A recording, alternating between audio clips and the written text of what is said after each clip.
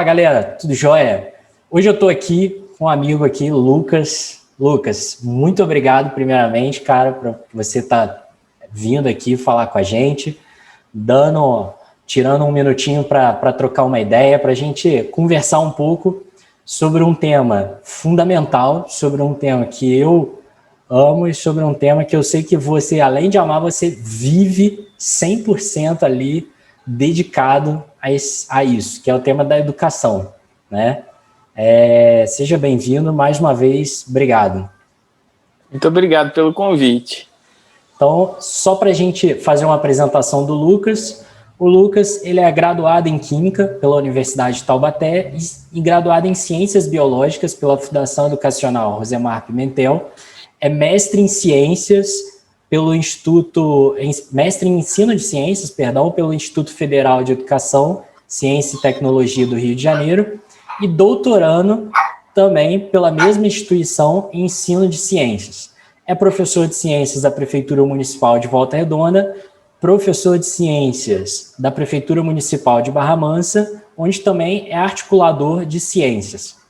Atua nas áreas de História da Ciência no ensino, experimentação e Química no ensino fundamental. E é autor do livro Lavoisier na Sala de Aula, uma sequência didática envolvendo o cientista e a experimentação investigativa.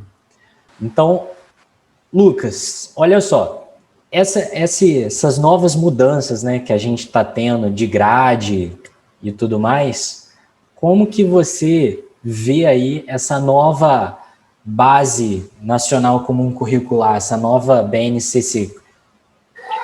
A BNCC, para mim, é um modelo neoliberal, né? É um modelo que vai questionar muito essa questão de conhecimento.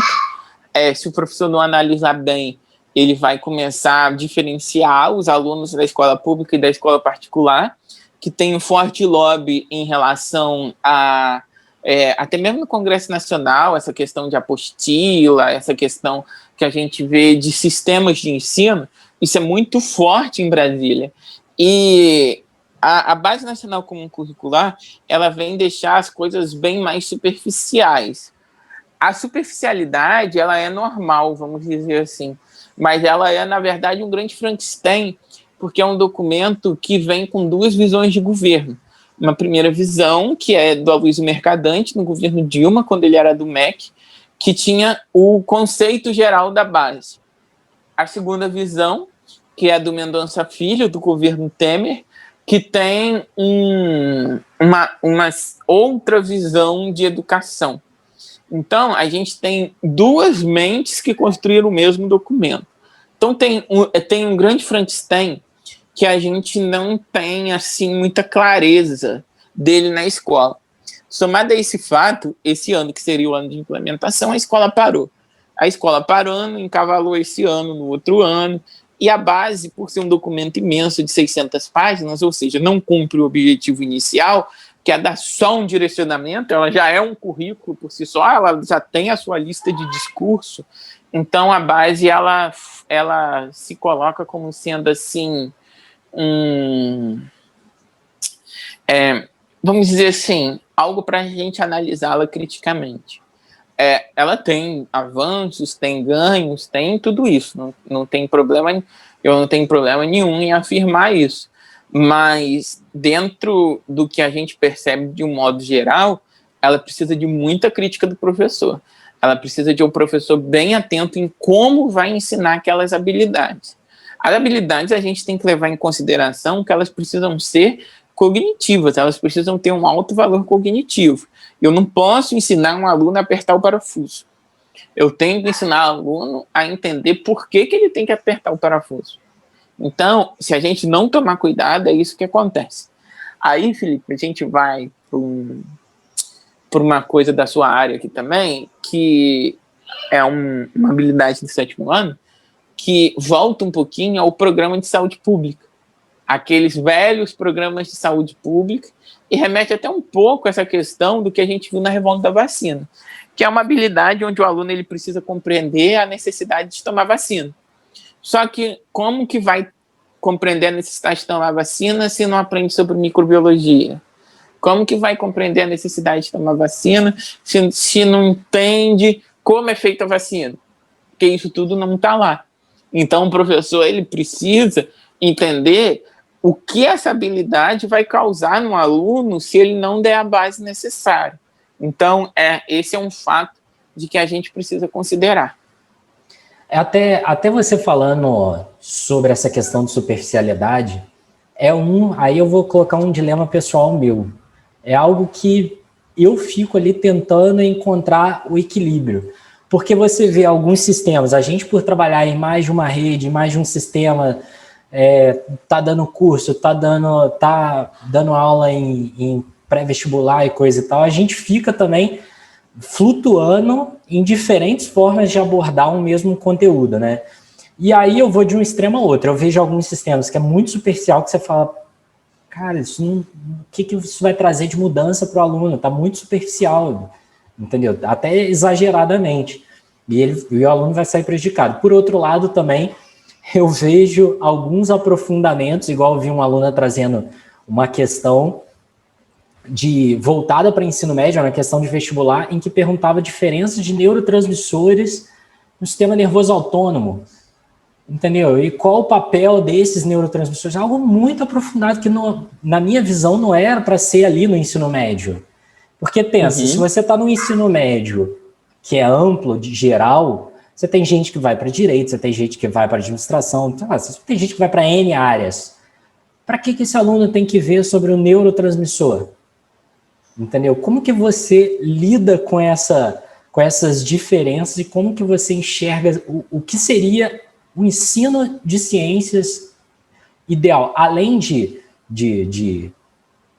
fazer pensar, né? De ter esse lado crítico, mas como que você lida com essa flutuação aí de formas de abordar? O professor ele precisa entender que ele não dá conta de tudo. A gente tem uma área imensa e que nós fazemos escolhas e não percebemos. Porque cada um tem vamos dizer assim, um assunto que domina mais ou que gosta mais. Esse é um assunto que você vai aprofundar, mesmo sem querer. Já o outro assunto que você domina menos, esse é um assunto que você não vai aprofundar.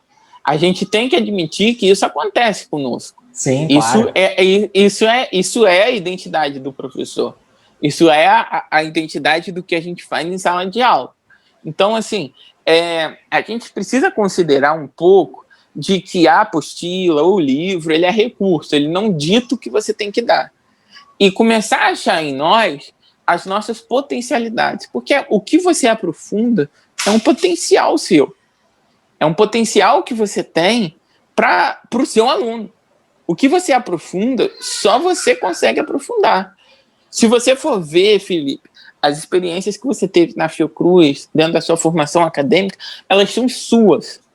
E quando ela chega para a sala de aula, e quando você consegue relacionar na sala de aula, o aluno ele tem um ganho tão incrível que o livro, a apostila, não é capaz de passar isso para o aluno. Porque é uma experiência pessoal sua, é uma vivência sua. Aí entra muito do que a gente fala do Tardif, que é um professor de formação de professores, né, um teórico canadense de formação de professores, que vai existir os outros saberes, mas vai existir o saber experiencial, o saber da experiência do professor.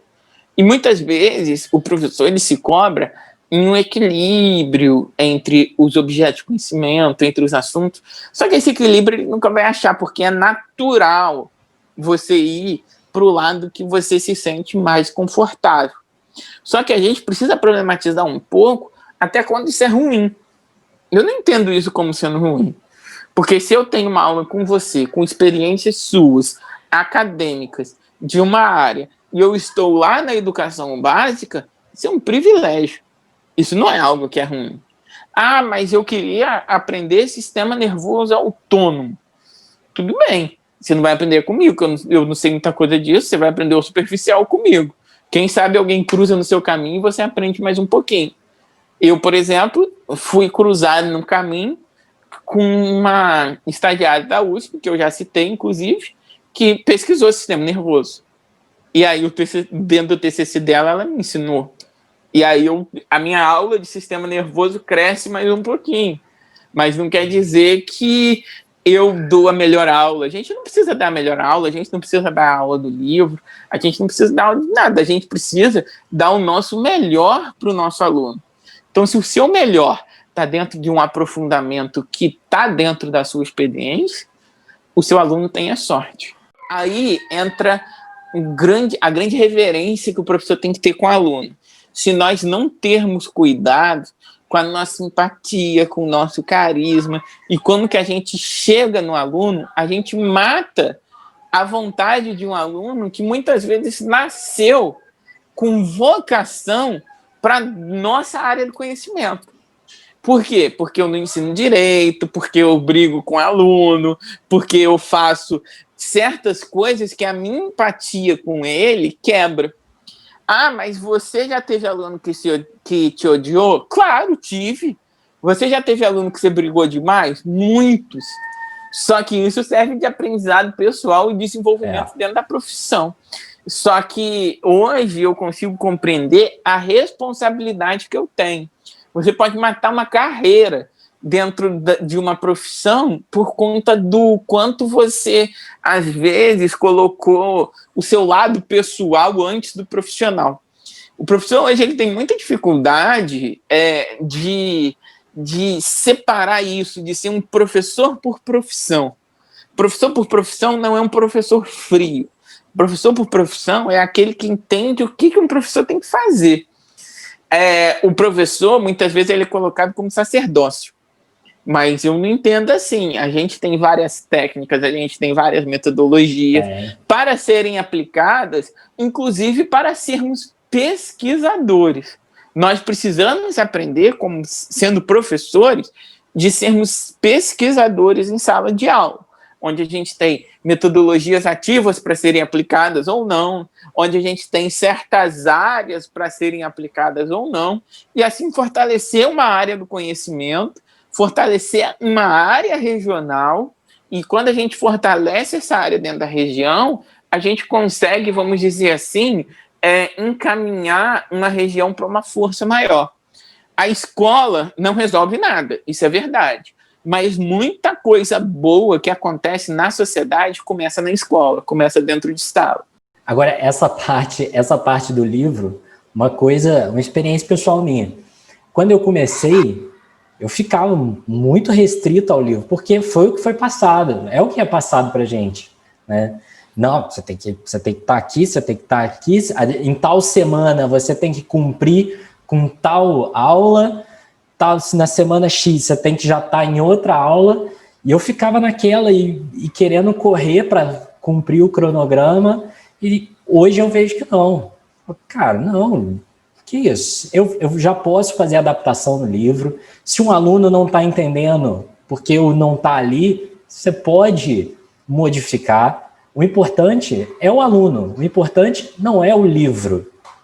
Eu acho que eu percebo que isso é em vários pontos, é um erro de sistemas de ensino, né? Às vezes, nem estou falando aqui coisas que muitas vezes nem é da minha vivência, mas é vivência de colegas que já me falaram na área de educação. Então, acho que esse ponto, o livro é apoio. O livro não deve ser a regra. É porque esses sistemas, o livro, ele entra como um mercado, né? É um mercado consumidor. Então, isso tira a força do professor, não tem jeito. Porque o mercado consumidor, ele vai vender esse material para a escola, se transformar a realidade da escola. Então, para transformar a realidade da escola, a gente tem que ser dependente do livro. Se a gente não é dependente do material escrito, para que a escola vai fazer aquele pagamento enorme que ela tem que fazer? Por que vai existir PNLD? PNLD, Programa Nacional do Livro Didático, que é um programa que gera muito dinheiro, dá muito dinheiro para as editoras, que inclusive é o que põe algumas editoras de pé até hoje. Então, ela precisa vender algo que mude a realidade. E para mudar a realidade, a gente tem que estar preso a ela. Então, assim, é muito de vivência profissional e de experiência, de errar e acertar, para a gente ir descolando de certas coisas, mas o melhor a melhor forma que a gente tem para começar é não tendo medo de errar. Ótimo, ótimo. E dessa parte de realidade da escola, como é que você faz da parte das limitações para a aula prática? Porque eu te acompanho, né, em rede social e eu vejo que você também é um amante da aula prática, né? E como é que você supera esses desafios? Eu quero só contar uma história antes aqui, porque eu fui exigido com aula experimental desde o princípio. Eu entrei no colégio de aplicação da FEP e falei, olha, você tem que ir para o laboratório sempre. Eu falei, sim, vou para o laboratório sempre. Então, a aula experimental, ela sempre aconteceu comigo como sendo, assim, um pilar das minhas aulas. Só que a minha aula era muito show. Eu queria fascinar o aluno. Jogar o aluno para um fascínio imenso e tal. E eu vejo que muitas vezes você consegue. Uma grande parte das vezes. Mas, ô Felipe, isso aí eu tenho aprendido que ensina pouco. O fascínio ensina pouco. O fascínio, ele não... isso foi uma coisa difícil para mim, eu tô tentando ainda. O fascínio, ele é algo que mais afasta do que ensina. E aí, eu acho... Até eu fiquei surpreso.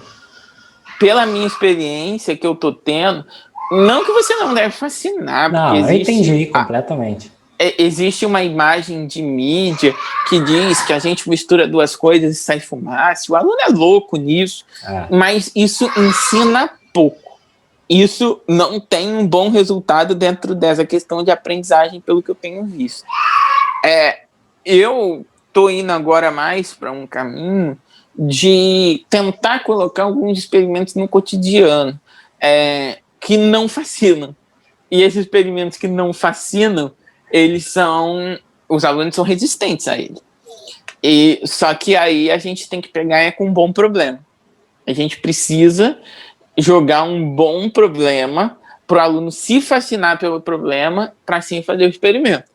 Tanto que no meu livro eu falo de experimentação investigativa, e o experimento é garrafa, água e vitamina C em uma balança. Então, o efervescer, o comprimido efervescente de vitamina C na água, isso é muito simples para o aluno, não fascina, mas com um bom problema, ensina. Consegue passar o ensino de ciência. O fascínio, ele tem um problema interessante de ser analisado, que é em relação ao momento que o aluno ele fica fascinado. Que a gente nunca consegue compreender essa questão do seguinte, olha, eu te fascinei. O aluno, que legal, aplaude, isso é muito bom para o meu ego. Mas no final das contas, quando eu falo assim com eles, aí eles falam assim, faz de novo. Aí eu falo, vou fazer de novo, mas primeiro vocês prestem atenção na minha explicação. Aí eu explico. Quando eu explico, aí eu pergunto para eles, né? A gente pergunta, entenderam? Eles vão dizer sim ou não? Eles vão dizer sim. Por quê? Porque eles querem que eu faça de novo.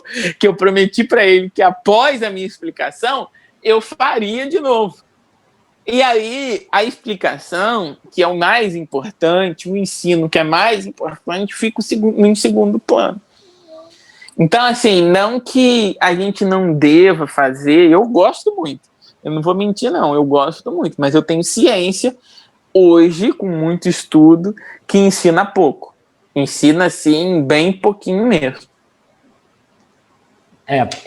Isso para mim até, assim, algumas vezes já aconteceu, mas eu confesso que eu tento também sempre fazer algo, muitas vezes a gente não consegue, muitas vezes, para mim, a maior dificuldade dentro do sistema público é justamente fazer com que o aluno faça ali o proposto, porque muitas vezes a gente também programa uma aula e a aula sai completamente diferente, às vezes para bom, às vezes para ruim, entendeu? A gente, já profissional, experiente, a gente sabe que o dar errado faz parte do processo. A grande parte das vezes vai dar errado.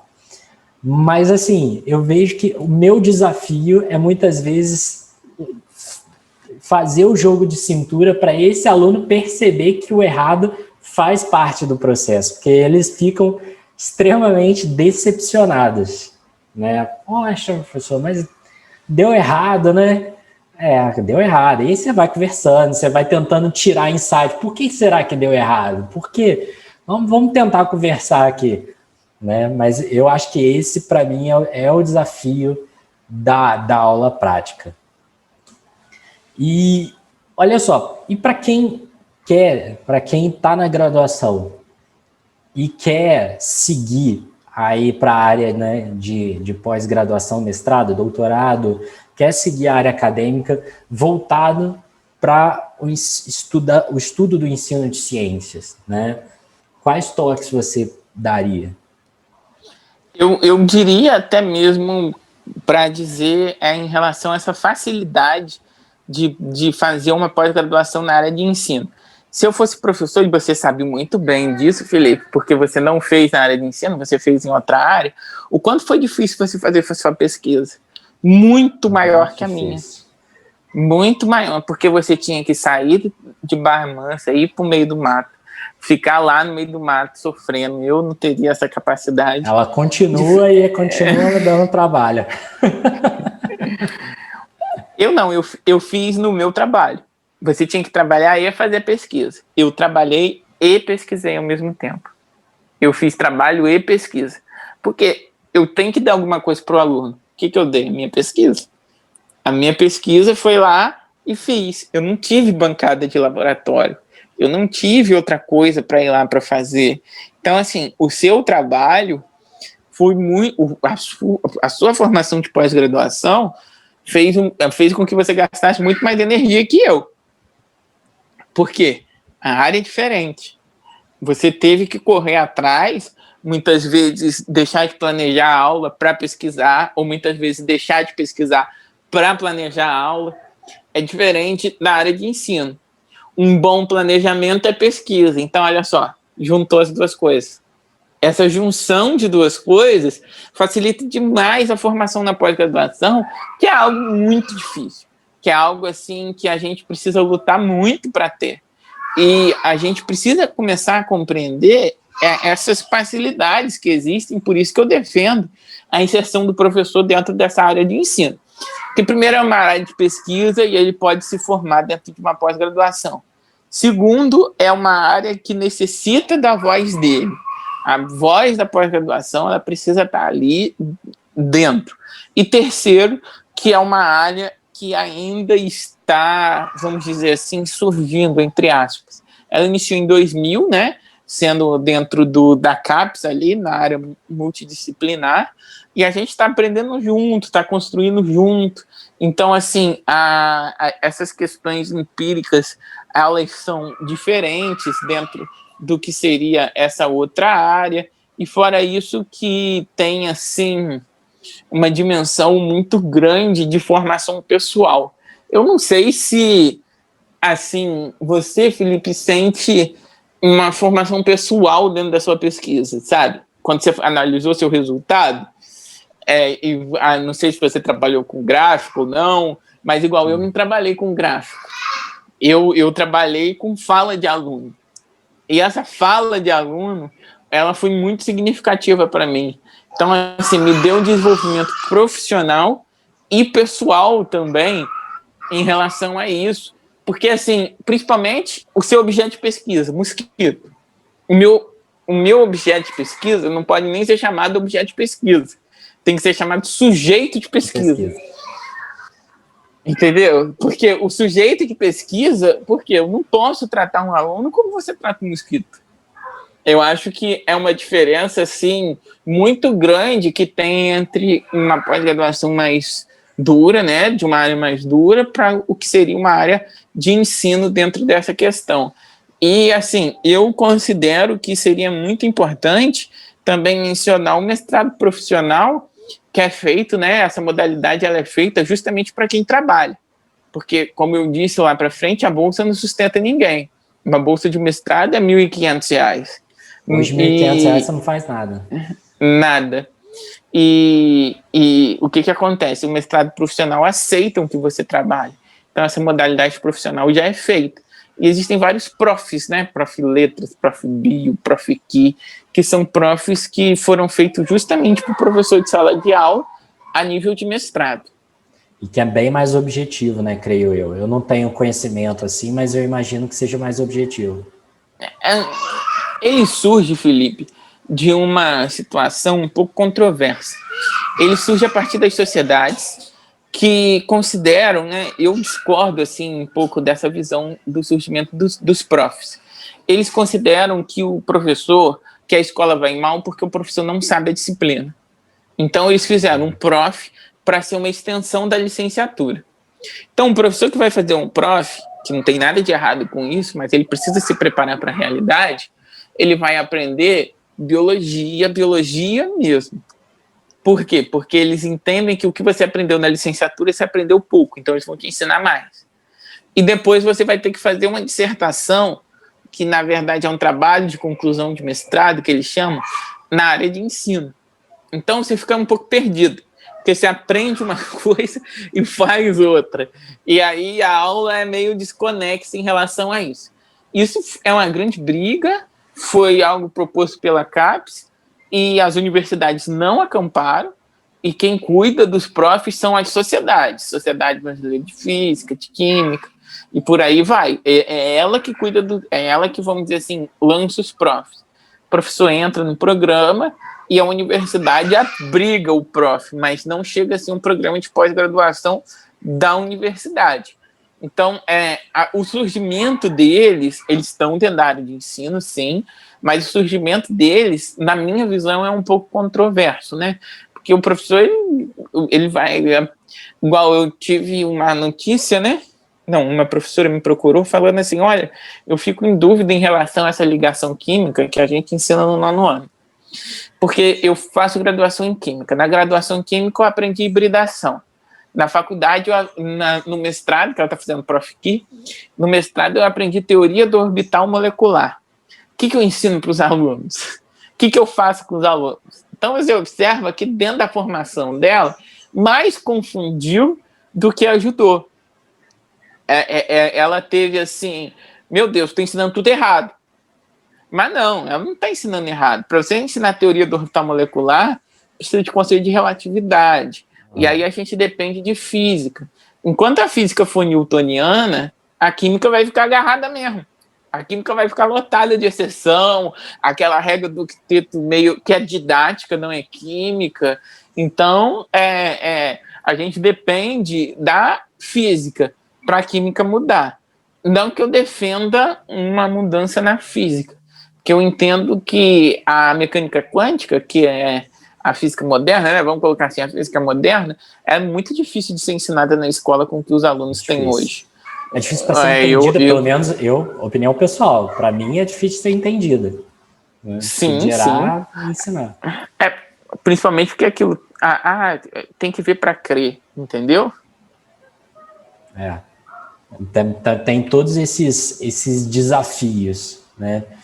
E, Lucas, para a gente até encerrar, para quem quer conhecer mais o seu trabalho, para quem quer conhecer do seu livro, como é que faz para te acompanhar ou conhecer o seu livro? Como é que faz?